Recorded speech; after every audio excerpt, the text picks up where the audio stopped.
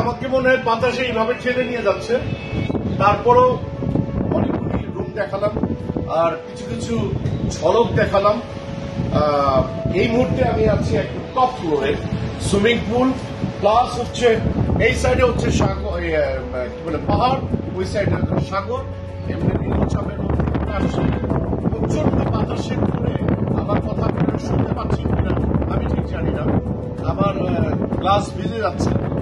তারপরও আমি বিউটিফুল লোকেশনে, এত সুন্দর একটি লোকেশনে আমাদের দাঁড়িয়ে আছে, স্বপ্নের মতো করে দাঁড়িয়ে আছে এবং এই স্বপ্নটা শুধুই আমাদের এবং আমাদের এই স্বপ্নগুলি আপনাদের কাছে